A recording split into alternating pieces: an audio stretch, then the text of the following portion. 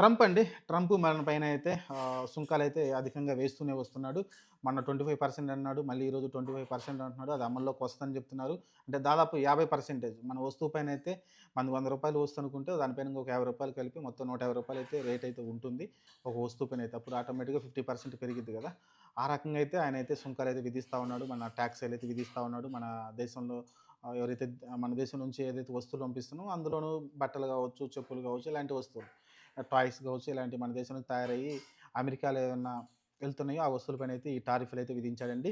దీనిపైనైతే మనకు తెలిసిందే అతనికి ఒక మూర్ఖుడు లాంటి వాడు లేకుంటే చైనా చైనా చైనా మనది యుక్రెయిన్, రష్యా యుద్ధం ఆపుతానంటాడు కాసేపు. లేకుంటే పాకిస్తాన్, ఇండియా యుద్ధం నేనే ఆపానంటాడు. అక్కడేమో పాలస్తీనా అక్కడ ఇజ్రాయెల్ యుద్ధం నేనే ఆపానంటాడు. అవే కొనసాగుతూనే ఉంటాయి యుద్ధాలు. ఇలాంటి ఏదో చేస్తా ఉంటాడు. నేనే ప్రపంచంలో నేనే పెద్దన్నలాగా అంటే యాక్చువల్‌గా ఇంతకుముందు ఎవరు చెప్పుకోలేదు. ట్రంప్ ఏంటంటే నేను చెప్పుకునే ప్రయత్నం చేస్తాడు. ఎక్కువ ప్రచారం కావాలని కోరుకుంటాడు కాబట్టి ఆ స్థాయిలో ఎళ్ళిపోతున్నాడు. రెగ్యులర్‌గా ఏదో ఒక ట్వీట్ పెడుతూనే ఉన్నాడు.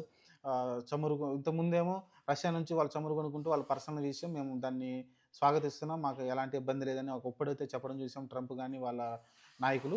ఈరోజు చూస్తేనేమో అదే రష్యా నుంచి మీరు తీసుకుంటున్నారు కాబట్టి మీరు దాన్ని ఆపుకోవాలని మళ్ళీ కండిషన్ అయితే పెడతా ఉన్నాడు. మీరు రష్యా నుంచి చమురు దిగుమతి చేసుకోకూడదని అయితే ఆయన ఆంక్షలు విధిస్తున్నాడు. మన దేశ అధికారాలను లేకుంటే సార్వభౌమాధికారాన్ని అతను శాసించడం ఏంటో నాకైతే అర్థం కావట్లేదు. అదొక పిచ్చితనం, వెర్రితనం అనుకోవచ్చు ట్రంప్‌దైతే నేనైతే అదే అనుకుంటున్నా. దానికి తగ్గట్టుగా అయితే ఇంతకుముందున్న నాయకులైతే ఒకవేళ ఒగ్గేవారేమో అమెరికాకి. ఇప్పుడైతే ఉన్న మోడీ అయితే అలాంటి తల ఒగ్గే పరిస్థితే లేదు. అవసరం కూడా లేదు మనకి. ఎందుకంటే టారిఫ్‌లు విధించడం వల్ల ఎవరన్నా నష్టపోతారంటే ఎవరు నష్టపోతారండి? మన దేశం నుంచి ఎగుమతి కొంచెం తగ్గుతుంది. పెద్ద నష్టమేం జరగదు.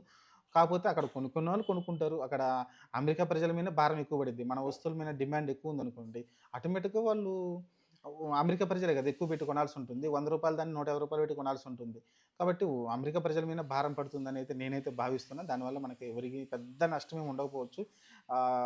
అంటే పెద్దగా డిఫరెన్స్ కూడా ఉండకపోవచ్చు. మన గ్రోత్ రేట్‌లో కూడా అనుకున్నా నేనైతే.